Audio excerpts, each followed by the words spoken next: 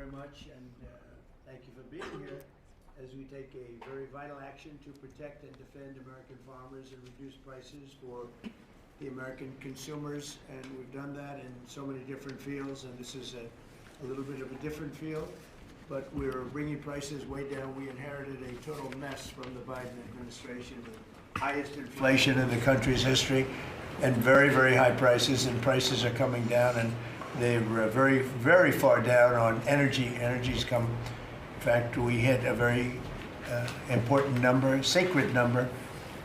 We had 3 states in the last 2 days, reported by our energy group, a group of very strong energy people, who said we hit $1.99 a gallon in 3 different states. And that's an amazing accomplishment because the gasoline prices are coming down.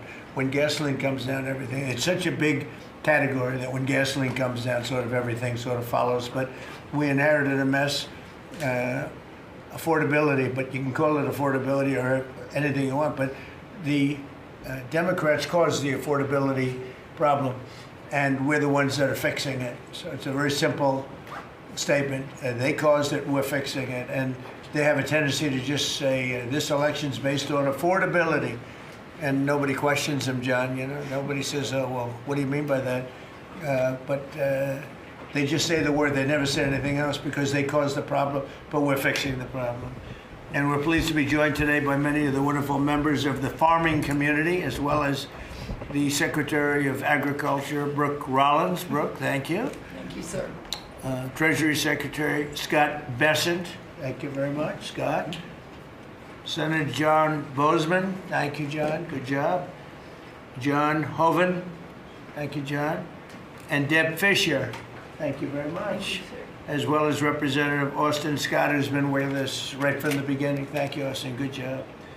I'm delighted to announce this afternoon that the United States will be taking a small portion of the hundreds of billions of dollars we receive in tariffs. We are making a lot of money from countries that took advantage of us for years. They took advantage of us like nobody's ever seen. Our deficits are way down because of tariffs.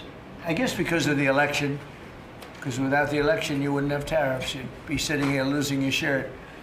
But we're taking in billions. We're really taking in trillions of dollars, if you think about it, Scott, because the real numbers, you know, when you think of all the money being poured into the country for new auto plants and all of the other things, AI.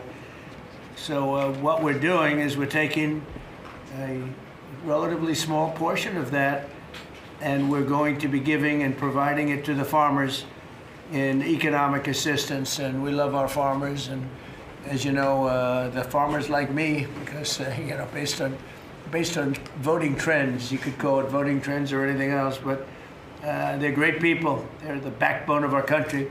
So we're going to use that money to provide $12 billion in economic assistance to American farmers. $12 billion is a lot of money, Meryl. What do you think? Peanuts for you, though, right? Peanuts. She's a farmer of rice. This relief will provide much-needed certainty to farmers as they get this year's harvest to market and look ahead to next year's crops, and it'll help them continue their efforts to lower food prices for American families. And again, we inherited something that we inherited the worst inflation in the history of our country, and we're taking care of it. Farmers are an indispensable national asset, part of the backbone of America. I've always felt it so strongly. They're so important. Unfortunately, under sleepy Joe Biden, he's a sleepy guy, our farmers were crushed by the worst inflation in modern history and crippling restrictions on energy, water, and countless other necessities for farmers. And what they did to the farmer in terms of putting the brakes on was just absolutely unacceptable.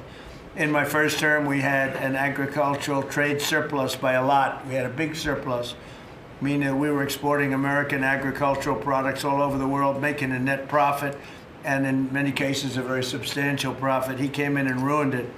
Biden turned that surplus into a gaping agricultural deficit that continues to this day, but we're knocking it down. It's starting to go very good. In fact, China, as you know, is buying a tremendous amount of soybeans, and the number, I spoke with President Xi recently, very recently, and I think he's going to do even more than he promised to do. So I think the relationship is a very good one. I think he's going to do more than he promised to do, and what he promised to do is a lot. So we're very happy with that. In the last year, Biden bankruptcies rose by 55%, having to do with farms. So farm bankruptcies under Joe Biden went up 55%. That's not good. But now we're once again in a position where a president is able to put farmers first. But unfortunately, I'm the only president that does that. On day one, I terminated the Green New Scam. Energy prices are down. Gasoline prices are down. We've slashed record numbers of crippling regulations, and we're working on huge trade deals, already securing $60 billion in agricultural purchase commitments. And, you know, Biden made none. He didn't make any trade deals having to do with the farmers or any of it. It's crazy. China committed. He was the worst president in the history of our country, by the way, in case anybody has any questions. China committed to over $40 billion of soybean purchases, and that's a commitment. And I asked President Xi if he could even up it. And I think he'll do that. I mean, not a commitment. 40 billion's a commitment, but the soybean farmers are quite happy. Since my successful meeting in South Korea with President Xi, purchases have been made and soybeans are being exported out of the United States to China as we speak. And I say that our soybeans, I told this to President Xi, our soybeans are more nutritious than competitors. Somebody said, is that a Trump statement or is that real? In fact, you know who asked me that question? President Xi asked me that question. He said, really, I had never heard of it. And he was a food purchaser for a long time. But that's what I hear. And Japan agreed to $8 billion in purchases of corn, soybeans, ethanol, fertilizer, aviation, biofuel, and rice. You know, Japan never bought rice from anybody else. It's like a very important thing to them. And they agreed to buy rice, okay? Absolutely. So I also proudly signed into law the largest tax cuts in history, and the one big, beautiful bill, the monumental tax relief bill that is benefiting very, very strongly, benefiting the American farmer. And I think also for farmers, we have, as you know, and we got this, the estate tax, or the death tax, as they call it, on farmers, on small businesses. You don't have to pay it anymore. A lot of farms, you love your children, and your children are great, and they want to be farmers, and you leave the farm with your children, and a lot of farms are, you know, sort of cash poor, land-rich cash poor, and the kids would go to the local bank or to any bank, and they'd borrow money to pay the estate tax, and they'd end up losing the farm. They go bankrupt, and a lot of death too, you know, literally. Because they love their farm and they love their business and they love that way of life, they end up committing suicide. A lot of suicides. We have no more estate tax. How about that? Do you have children? I do. Well, let them know. Now, if you love your children, then it's good. If you don't love your children, you don't have to leave them anything. It doesn't matter what I just said. They're still young. I still love them. I have a feeling you love them. I still love them. I have a feeling you love your children. But the estate tax is a very big thing, so you don't have estate tax. You die, you leave your farm or whatever, or small business to your children, you don't have to pay estate tax. It seems to affect the farmer more than anybody else, because you can have a farm that's very valuable, and therefore you have to pay a big tax, but it's not a big value in terms of cash. Maximizing domestic farm production is a big part of how we will make America affordable again, and bring down grocery prices for American families. And again, these are prices that we inherited. When I left, we were doing incredible. In 4 years, what they've done to this country and so many, and not even mentioning the border and the criminals allowed into our country and all of the other. So I just want to say it's a tremendous honor being with you. I'd now like to ask Secretary Rollins to provide some of the details, followed by Secretary Bessent, Director of the National Economic Council, Kevin Hassett, Senator Boozman, Representative Scott, and then we go to a couple of the farmers' representatives, but we'll all get involved a little bit. You can speak. Anybody is shy to speak in front of the press, and I don't blame you. if that's the case. But farmers, Court Holub and Merrill Kennedy will say a few words also, and then we'll have a little discussion, okay? Madam Secretary. Thank you to the greatest boss in the world for a long time now. It's just an honor to be here. I'm going to keep my comments very short because I really want to make sure that you and the world gets to hear from our farmers. So a couple of quick points. Number one, this country and our farm economy is facing a crisis that we inherited that most of these farmers have not seen in their lifetime. Profitability is down. It's just one crisis after another. When we came into office, or when you did and you were sworn in on January the 20th, as you mentioned, not one new trade deal had been struck in 4 years. The cost of inputs for our farmers, fertilizer up 36%, manual labor up 47%, interest rates up 73%. When you combine the cost of inputs for our farmers married to no new trade deals, and then you're facing an administration whose priorities were DEI, climate change, putting the farmer aside. I mean, it was an absolute war on agriculture and on our rural communities. That all changed on January 20th. So as, sir, we are working, and you have been just so resolute. I mean, these are our people. Rural America is the fabric of our country. This is the way of life that preserves the American dream for the next 250 years as we celebrate the first 250 years. So we began to go to work immediately. What these elected officials sitting across from us did with the One Big Beautiful Bill, with a lot of help and direction from you, was the largest investment in rural America in any of our lifetimes.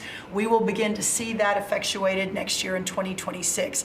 As we have fought to bring input costs down, you have talked about, and even this weekend did an executive order, signed one, on looking into the reason that so much of these costs have been driven up over and over. Equipment, again, fertilizer, seed, et cetera, et cetera. We have to make sure we understand why that is. And then the continuing of the additional trade deals across the world. And no longer will America be held and beholden to the regime of other countries' tariff infrastructure. Instead, we are moving our products out across the world. Having said that, and we have been listening to the farmers for the last 10 months, 11 months, sir, that the bridge that is needed to get from the last administration and what basically happened under the last president and the last U.S. Department of Agriculture to this new golden age for farmers, where instead of farming for government checks, they can farm to feed their family and sell their products and pass it on to the next generation, that this bridge is absolutely necessary based on where we are right now. So as the president said, we are very pleased to announce that today we are going to be effectuating an $11 billion bridge payment to our farmers. The money will move by February 28th of 2026, but by the end of this month, so just in the next couple of weeks, every farmer that is able to apply for it will know exactly what that number looks like. So as you are going to your lender, as you are working to ensure and understanding what you can plant for next year, you will have that number in hand. And we will continue to talk to our farmers, continue to understand exactly what this looks like and what is necessary. The final thing I'll say is 12 billion. Well, we're holding $1 billion back. So today we are announcing $11 billion. We are holding $1 billion back just to ensure that we are covering. So today's announcement covers all of our row crops, but some specialty crops and others that we are still working with to best understand where they are in the farm economy and ensure that we're making every forward-moving position that we need to. And then finally, as we move to this new golden age for agriculture and for rural America, as we continue to fight for these farmers and ranchers, their way of life, and those that are represented here represent hundreds of thousands of farmers across this country. Just know that this president, I have never been around anyone who every time we talk, he asks, how are my farmers? Every single time. So we will never stop fighting. We will make sure that we're doing everything we can to ensure the next 250 years is just as bright, if not brighter, than the last. So thank you, sir. Brooke. Thank you. And this money would not be possible without tariffs. The tariffs are taking in, hundreds of billions of dollars, and we're giving some up to the farmers because they were mistreated by other countries for, I don't know, maybe right reasons, maybe wrong reasons. They weren't, they were trying to show us something, and it's really worked out really well. But because of the tariffs, this is possible. The other thing I'd like to add before going to Scott, and I think it's very important, we're going to also give the tractor companies, John Deere and all of the companies that make the equipment, we're going to take off a lot of the environmental restrictions that they have on machinery. It's ridiculous. I know because I buy a lot of that machinery for different things. We have a lot of big clubs with, hundreds, thousands of acres. And I buy a lot of stuff, and you buy it, it's got so much equipment on it for the environmental, it doesn't do anything, except it makes the equipment much more expensive and much more complicated to work, and it's not as good as the old days. And we're going to take a lot of that nonsense off of the equipment, which is going to reduce, and we're going to do it, and we're going to say you're going to reduce the prices. We're not going to do it and they're not going to reduce. They're going to have to reduce their prices because farming equipment has gotten too expensive. And a lot of the reason is because they put these environmental excesses on the equipment, which don't do a damn thing except make it complicated, make it impractical. And you really have to be, in many cases, you need about 185 IQ to turn on a lawnmower now. So we're going to take that off, that crap off that they put on Biden mostly. And we're going to take that off. So that's going to make that'll bring down the equipment prices a lot. That's right. And we're going to do that immediately. You're going to work with Lee Zeldin, who's not here. He's doing a fantastic job. And Lee is going to work that out. And that would be most of it. It's crazy. The machines, they're always under repair because they're so complicated that you can't fix them. The old days you used to fix it yourself. Now you can't do that. You have to be a PhD from, let's say, MIT. Okay, so we're going to get that done. Scott, please go ahead. Good. Thank you, Mr. President. Thank you to the farmers to join us today. And I will tell all of you here that when either in person or when we are on a call with President Xi, the first thing the president asking for is more soybean purchases. That's right. We don't talk about geopolitics. We don't talk about trade. It's about soybean purchases. We don't even say hello. We immediately start. Soybean. We start with the soybean, please. Could you do a little? It's always could you do a little more? So, and I think President Xi has heard President Trump. This group represents an American way of life that has fed our nation and its spirit for hundreds of years. You are the caretakers of the most productive agricultural country on earth.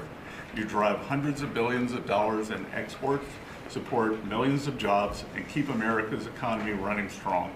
And this administration is committed to keeping it that way. By putting farmers first, President Trump is ushering in a new golden age for agriculture. The President's $11 billion relief package for America's farmers comes at a critical time. These direct payments will give producers the breathing room they need to market this year's harvest and plan for next season. This serves as a liquidity bridge during a period of adjustment, supporting the strongest agricultural sector in the world. Add this to President's success in reining in Biden-era inflation, thanks to the administration's pro-growth policies, input costs like fuel and fertilizer are easing, and credit conditions are improving, interest rates are coming down, helping farmers prepare for the next harvest. President Trump scored a massive victory for America's farmers when he secured an arrangement with President Xi in Busan to reopen China's markets to U.S. agricultural exports, especially soybeans, sorghum, and other commodities. Under this framework, China committed to purchase at least 12 million metric tons of U.S. soybeans this growing season, followed by a minimum of 25 million tons annually for the next 3 years. And it's not just China. At the President's direction, Treasury, USTR, and the Department of Commerce have secured supplemental purchases of U.S. agricultural goods in major trade agreements across the world to open new markets to America's farmers. The One Big Beautiful Bill also delivered transformative benefits for America's small farmers. It locked in full expensing for farm equipment and 100% expensing for farm structures built during the President's term. I believe Representative Scott and a group in the House, we were originally just going to do factories, and they called us and said, you need to do farm structures too, and the President said, we're all in. and it extended and enhanced much-needed relief from the punishing death tax, giving family farms greater certainty as they plan for the next generation. Mr. President, thank you for putting America first by putting your farmers first. Through pro-growth, pro-farm agenda, you are ushering in a new golden age of American agriculture, and Treasury is proud to help in this.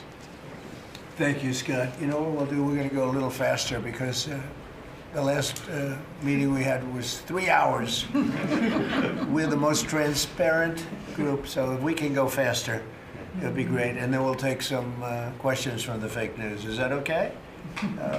Kevin, go real fast, Kevin. Yeah, I could go really fast, sir. Yeah. Sir, the farm economy, you always ask me to just get a few numbers to put it in perspective. And as I've looked through the incredible performance of these people that work so hard and are such important people for keeping communities alive, the thing that struck me the most, because you and I were here in the White House during COVID, is that during those terrible COVID times, farm production didn't go down. Like these farmers, they went to work every day and they produced so much. But then Joe Biden came in, so we had COVID, and farm production didn't go down. And then Joe Biden came in, and he really wrecked the farm economy. And so during Biden's term, 150,000 farms closed, sir. 150,000 farms closed after we went through COVID, and we didn't have a problem. Now, why did we do it? Why were we able to do that? I'm going fast. The first is that, do you know that expenses for farms fell 5% while we were here because of all the things that we did, expensing and everything else?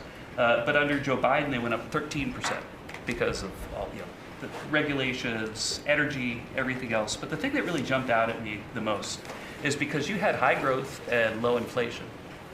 Interest expense for the farm economy fell $120 million per year while you were there in the White House.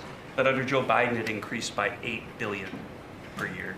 And so you wonder why it is that we need this $11 billion, maybe $12 billion to build a bridge loan to America's farmers. It's because we know how to fix it, but there really was a hole that was dug in the previous administration. Thank you. Hope it's fast enough. Good. That was quick. That's good. Appreciate it. Senator, please. Yes, sir. No, thank you so much. Thank you for convening us this great announcement and all your hard work for farmers. I think I was reading the clips. I think yesterday you talked about, Mr. Secretary, about farmers needing certainty, and which is so true. This bridge note is one of those things that provides certainty. I also, as I was reading that, thought to myself, the one thing that farmers can be certain of is the fact that you've got their back, and you proved that through the years in the last administration and now this. I was giving a presentation to the Senate a while back, and I was talking about us having the cheapest, safest food supply of any place in the world. It's not just about the farmers in rural America. And so Marco Rubio was sitting by me prior to coming over here and becoming the great Secretary of State. But he punched me and said, "John, always remind him," he was head of the Committee on Intelligence. He punched me, he said, "Always remind him, food security is national security." So this is important for so many different reasons. And again, I appreciate you for recognizing that, not only now, but when you were campaigning in your first election, how you treated the farmers in your first administration, and now stepping up. So we look forward to helping you. If we need some additional help, looking to Congress, or whatever, we'll be there for you. So We're taking in so much money with the tariffs now that it's such a pleasure. Without it, we wouldn't be able to help you. We're making a country, we're the richest country in the world now. And we have a big decision. Hopefully we're going to get the right decision. It's such a big thing in the Supreme Court right now. We have a lot of bad people opposed to us, people that hate our country. Other countries are involved, some real sleazebags that I know, political sleazebags. And they're trying to take that away from us. And we have other methods, but they're not as powerful. They're not as quick. Some of the wars that I solved wouldn't have been solved using those methods. So it's a very important thing, the tariff. The decision of the Supreme Court's a very important thing. And Scott, we can do it other ways, but it's slow and it's cumbersome, and it doesn't have the power. It doesn't have the national security power that what we have. So I hope we're going to be successful. That's all I can tell you. Austin, please. Thank you, John. Well, first of all, President, thank you for the selection of Brooke Rollins as Secretary of Agriculture. That was a big first step. You want to keep her? Absolutely. Can I Absolutely. butt in and second that? She's, not only her, but her staff does a tremendous job. I agree. And Remember we really eggs? do Remember we came in appreciate and all she does. Absolutely. the people in the media, I'm going to be nice, people in the media were 3 days into offices here, right? They're saying egg prices are up like 90% more than that. And I said, I just got here. I didn't know about it. I just anyway. She got those prices down to below what they were before. She's doing a great job. Now beef is starting to come down, and some other things are starting to come down. Again, we inherited these problems, but we're getting them down. Go ahead, please. She's a fact-based decision maker, and the egg issue is where I learned about her. She said, we're not going to use a vaccine that doesn't work. We're going to develop a vaccine that does. Right. And that is 100% what it takes. And so we have to make decisions based on facts.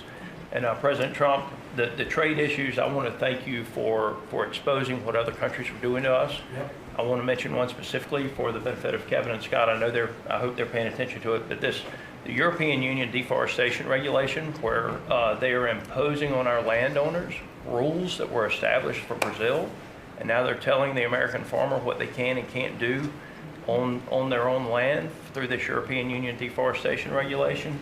Now, what does that tell? Explain that.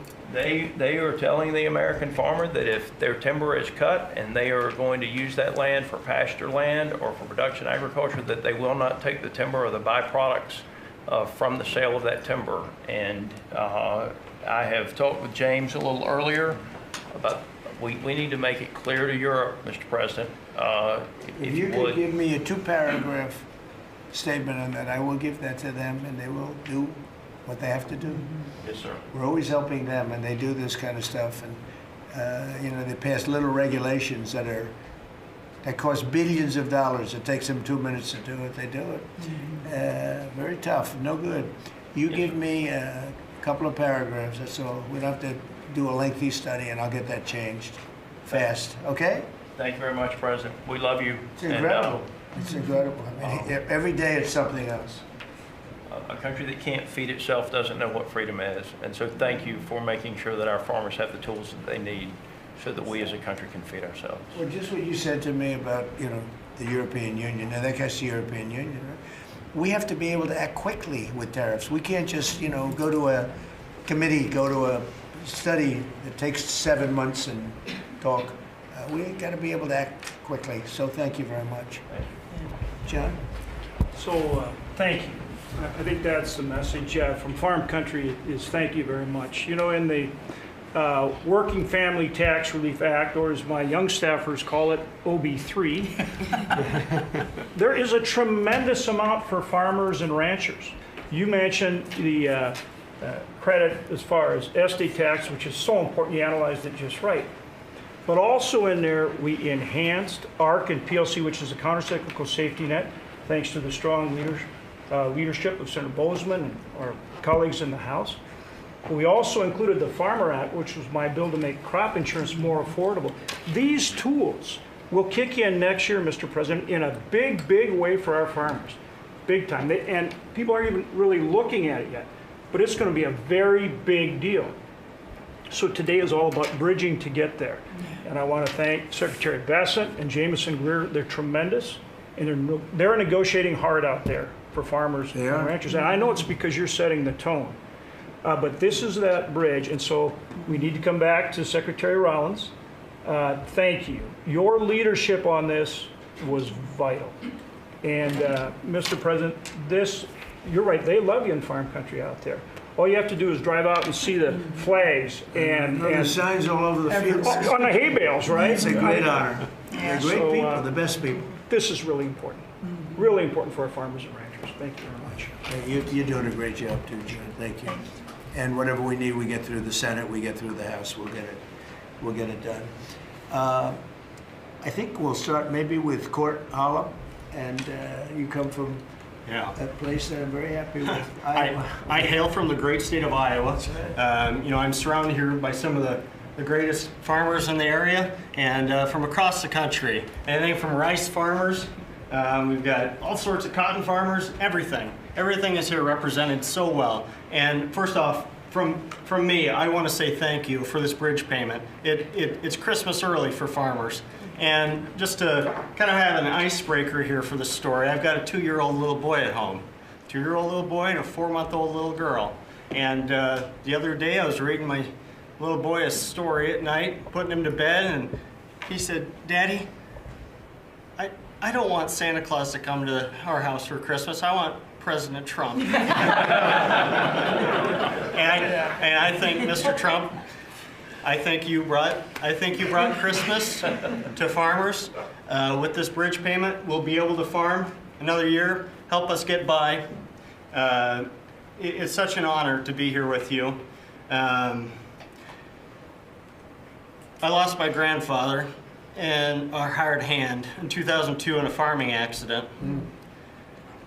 And he instilled in me at an early age to love the land, to take pride in what we do. Was that a machine accident? It was a machine accident. And it gets in your blood to farm. It's in our blood. Despite what happened, I want my 2-year-old to farm. I want my 4-month-old daughter to have an opportunity. And what you're doing here in DC is working. You have a backbone to stand up to other countries for trade. You're getting things done. Tax provisions. I'll be able to potentially pass on a farm to my children because of you. Ethanol. You're working for ethanol. Trying to get E15 year-round. We're dealing with California, Prop 12. Let's continue to work on that.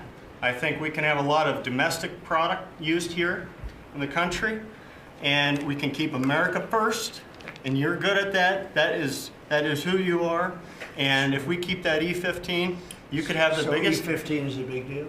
E15 is a great deal, year-round. Okay. You could have the biggest stamp. I did that. Trump did that, and we would thank you. Farmers would love you more than anything if we could continue that.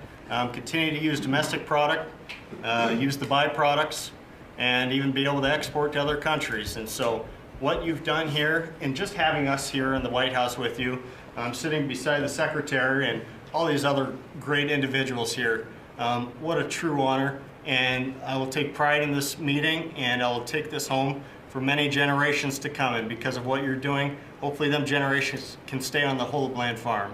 Well, we're going to bring you into the Oval Office when we're finished, okay? The farmers, nobody else, just the farmers. And we'll take some pictures. Our representatives also. Okay? We have to let them, because they're doing a great job, John and Austin. We appreciate it. You're doing a great job. Meryl, go ahead, please. Tell us about rice. Rice. Well, thank you, first of all, for inviting me here. And my friend, the secretary, you have an incredible lady right here. She really is. Along with being a mother of 3 and a wife, I run my family's agribusiness, Kennedy Rice Mill, in a little town called Marouge, Louisiana, about 1,000 people in the northern part of the state.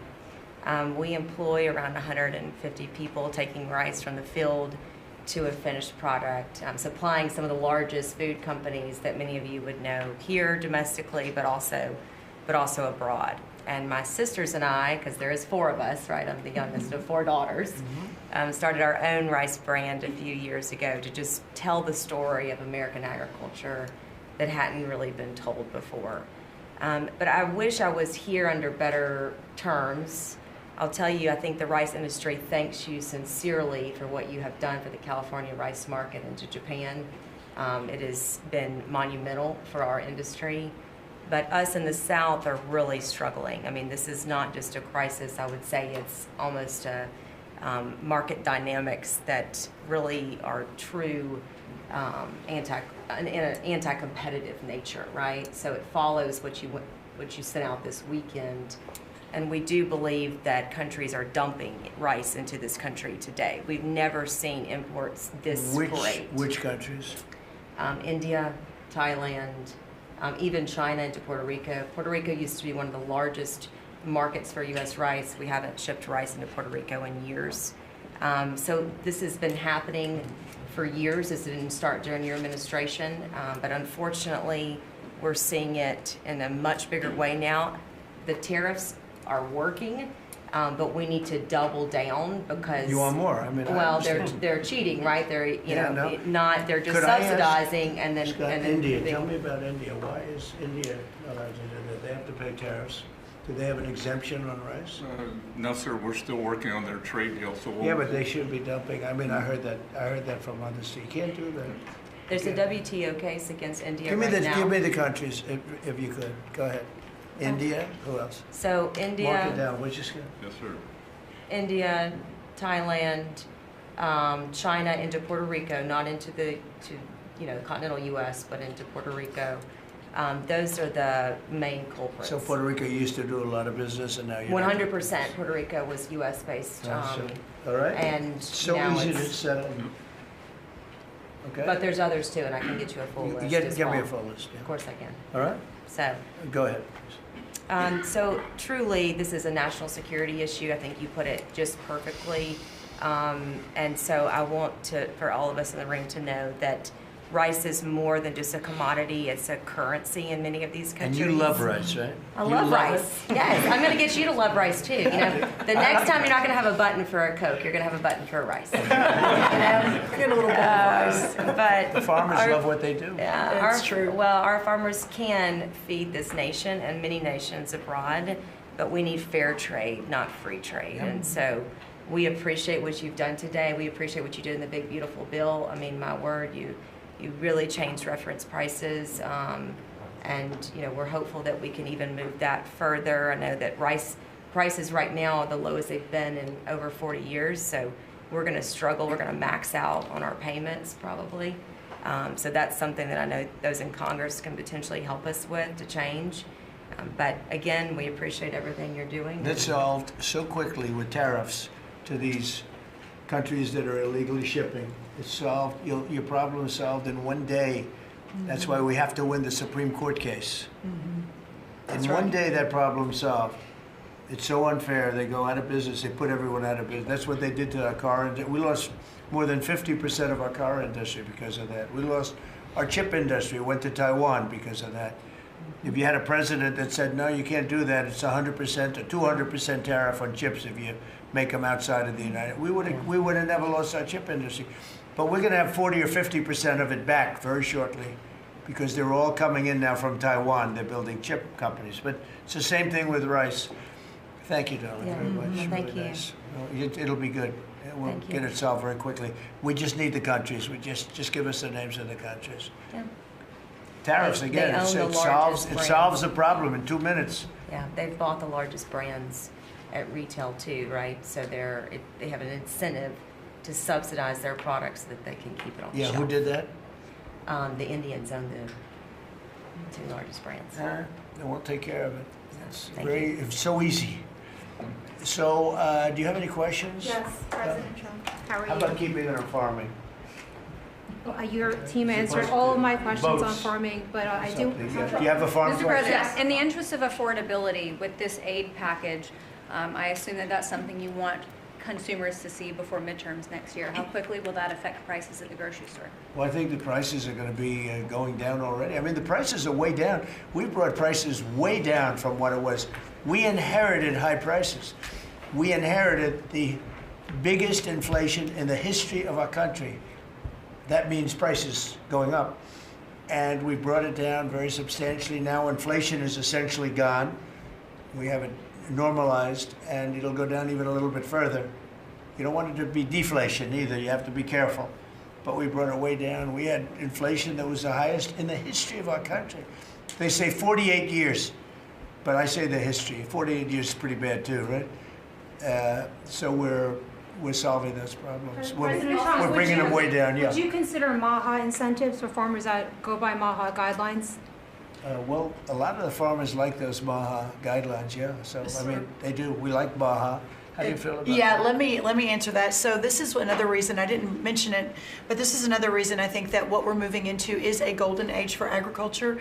As Secretary Kennedy and I, and across our cabinet with the president's leadership, focusing on making America healthy again, the undergirding foundational effort in that is our agriculture industry. It is our farmers and our ranchers. So as the new dietary guidelines come out in early January, where USDA alone spends $400 million a day on nutrition programs, that's a whole other SNAP, fraud, et cetera. But when you think about what a market mover that is, as we begin to move the market toward more locally produced, American-made, healthier products, closer to the schools, the hospitals, et cetera, you again begin to open up so much of the market for the great products produced by these farmers instead of ultra-processed foods out of a box. So there's a lot that's going to be coming on that as well. I'm really Mr. excited. President, I have a question. It's not related to farming, but if you'll entertain.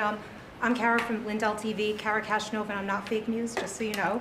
And everybody's talking about the pipe bomber over the weekend, the suspect that was taken into custody. I reported on Biden's kangaroo court for 4 years, and this is an important question to me. Everyone knows that J6 was a Fed's direction to set you and your supporters up. So my question is, what's your gut instinct about the new pipe bomber suspect taken into custody? Does your instinct tell you that he acted alone? And also, Mr. President, how do you feel about the lead prosecutor on the pipe bomber case? Jocelyn Ballantine is the same prosecutor that allegedly asked the J6er to lie to frame you for J6 when you did nothing wrong. What are your thoughts? Well, thank you. I really appreciate that question. It's sort of a statement, and I appreciate it very much. Jocelyn is being looked at. They all have to be looked at. What they're doing is so bad. This was a whole Democrat hoax. The whole thing was a Democrat hoax, and it's all being looked at. I appreciate that. Is this the final aid package, Mr. President, or is more expected? Is this the final aid package, farm aid package? It depends on where we go. China's buying a lot. Other countries are buying a lot. And, you know, the interesting thing about the farm, they don't want aid. They want to just have a level playing field. No, please. I've seen that more with farmers than anybody else, any other industry, right, Deb? Right. We've seen it more with farmers where I've had meetings like this, primarily in the first term, and we did a great job. We turned it around. This is going to be the golden age. But the farmers don't want aid. They want to have a level playing field, because if they have a level playing field, they'll do better than anybody else. They're better than anybody else. Our product is incredible. Our machinery is incredible, right? I mean, we do have the best machines. It's a very big statement I made, though. The environmental excess that we have put onto our tractors and all of our machinery. Do you all agree with that, by the way? Oh, yes. You don't Yeah, it's got to go. It doesn't do anything except make the machines break all the time. Yeah. And I must say, I like to buy old machinery. I said, buy old, Yes. because it's better. The new stuff is terrible. It never works. Never works. Mr. President, you said that you would have no. Yeah, listen to Mr. this. President, you said you would have no problem with releasing the full video of that strike on September 2nd off the coast of Venezuela. Secretary Hegseth I now didn't says. say that. You said that. I didn't say that. This is ABC fake news. You said that you would have no problem releasing the full bit. Okay, well, Secretary Hegseth. Whatever Hegseth wants to do is okay with me. He now says it's under review. Are you ordering the secretary to release that full video? Whatever he Let's see out decides there. is okay with me. So every boat we knock out of the water, every boat, we save 25,000 American lives. That was a boat loaded up with drugs. I saw the video. They were trying to turn the boat back to where it could float. And we didn't want to see that, because that boat was loaded up with drugs just like everything else. But every boat we shoot down, and I don't know if you know, we're 92 or 94% down in drugs coming in by the sea. And we're trying to find who are the 6%, because I don't know, people aren't liking to drive boats right now loaded up with drugs. But every single, think of that, every single boat we shoot out, on average, we save 25,000 American lives. Do you feel okay about that, Court? Keep us safe. Okay. I know my men. What about you, Bill? Are you okay with that? Totally fine with Are you that. committed to releasing the full video? Didn't I just tell you that? You said that it was You're up the to most Secretary Hegseth. obnoxious reporter in the whole place. Let me just tell you, you are an obnoxious, actually a terrible reporter. And it's always the same thing with you. I told you, whatever Pete Hegseth wants to do is okay with me. Mr. President, touch on the midterms, and I just have a quick question. There's at least 20 House Republicans who have either said they're going to retire or not run again. Do you have any Democrats concerns also. about the And Democrats Right. also. Do you have Well, any? why don't you mention them? How many Democrats are going to retire? Do you, How many well, Democrats? that's what I was going to No, ask no, you. but Do why don't you have tell me any the number of concerns? Democrats too? You Well, tell me are about. you concerned about the narrow margins? And No, I'm not concerned. I think we're going to do Congresswoman well. Elise Stefanik is among them, and We will have the Nassau greatest County economy. Bruce Blakeman, who you know as well, is considering running for We're going governor. to have the greatest economy in history. How many Democrats are retiring? How come you only know the Republicans but not the Because I Democrats? came prepared to ask you a question about. No, you're unprepared because you should know the Democrats. You're totally unprepared. Go ahead. Well, can I ask a quick follow-up Who you with? about? Who you with? I'm with New York Newsday, and I also have a quick follow-up. Congresswoman Elise Stefanik is among those who is running for She's New York great. governor. She's great. Bruce Blakeman, who you also know. He's is also Nassau County. great. Are you planning on making any Well, I'll endorsements? think or about it, having but any he's choices? great and she's great. They're both great people. We have a lot of great people in the Republican Party. Go ahead. Can I get back to farming? Yeah, So you, yes. so you talked about the profitability issue, the machinery playing a role in that. I know Right. fertilizer plays another role in that. A Right. lot of that, the way I understand it, it comes in from Canada, different countries like that. What are we doing to bolster domestic fertilizer production to help make that more affordable? And then I think that will transition Well, one down of the pipe. things, a lot of it does come in from Canada. And so we'll end up putting very severe tariffs on that if we have to, because that's the way you want to bolster here. And we can do it here. We can all do that here. But I would say what you do, you put very severe tariffs on from coming into other countries. You'll be making your own fertilizer very soon. In fact, Secretary Burgum, this cabinet is so remarkable. Instead of just seeing each other every month, we're literally talking every day, multiples of times a day. But our Secretary of the Interior, I, and Secretary Besson and others, we have a whole plan in place, including the reshoring of fertilizer and the opportunity to do it in America. Having said that, we've also, per the President's guidance, issued a directive. These fertilizer companies, the seed companies, the equipment companies, all of the above, as our farmers have struggled year over year, the meat packing companies continue to make, a lot of money, hand over fist, a lot of foreign-owned companies. So that's why the President has been very unequivocal in saying we got to figure out why all these input costs are skyrocketing and all of our farmers are struggling, which we're going to do. So That is when a they great take- question and When very they take like important. fertilizer out of the country, all of a sudden we don't do it anymore. Then they start charging and sending it, very high prices from other countries, whether it's Canada or somebody else. We're not going to let that happen. Okay? Mr. President, on the quality of foreign produce, you spoke about soybeans and how the quality here in the United States obviously is a lot better. That's what I've heard. Yeah, is the default of this administration, because that's an issue I understand with root vegetables, citrus as well. Is the default of this administration that even if it's a little bit more expensive homegrown, you will choose homegrown over cheaper produce abroad? I like homegrown. Some things we can't grow because we don't have the heat. There are some things, little delicacies or maybe not such delicacies, but they grow better in warmer climates, very warm climates actually. But for the most part, I like homegrown. Mr. President, thank you. One on this announcement and then one on foreign policy, if I may.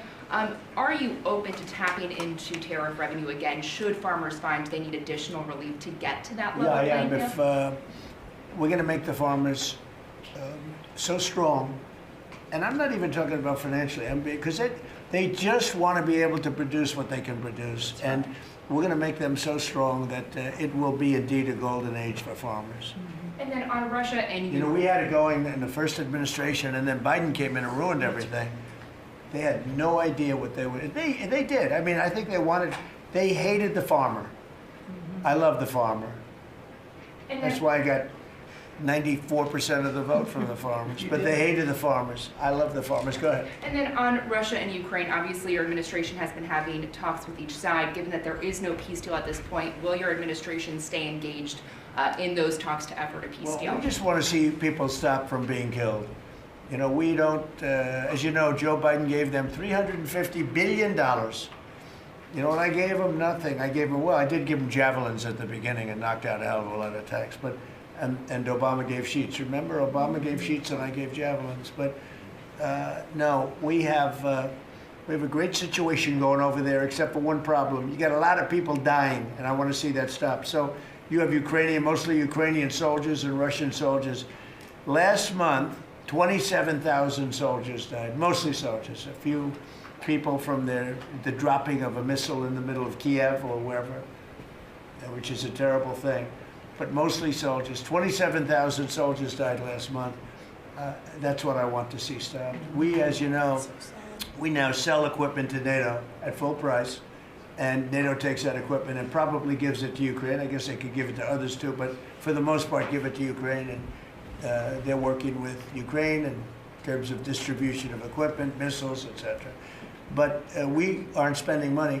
What we are doing is spending time on a humane basis.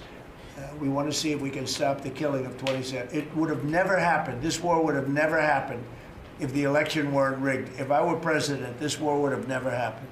President Do you support the Paramount deal that If you could talk a lot about the soybean purchases.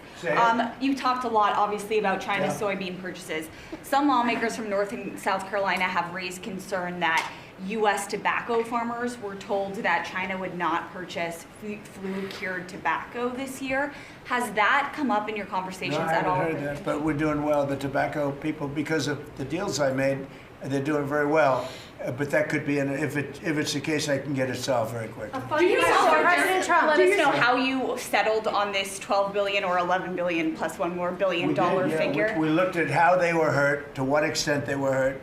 We did a very, steady progression of charts, and we figured out a very exact number, and it was about $12 billion. Okay.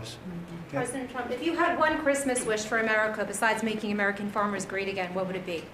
I would say very simply, I go by a statement when people ask that question. Remember that question was asked to Ted Kennedy, and they said, "Well, what are you going to do to make America great?"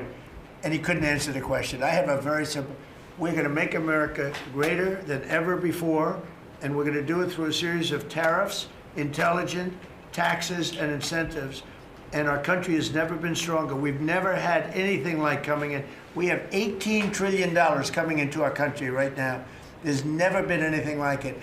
And if you ask me that, I'll say I just want to keep doing what I'm doing because there's never been anything like it's happened. Do you support the biggest number ever in history was $2 trillion, and we're at $18 trillion. This is money pouring into our country on building car plants, on building AI plants.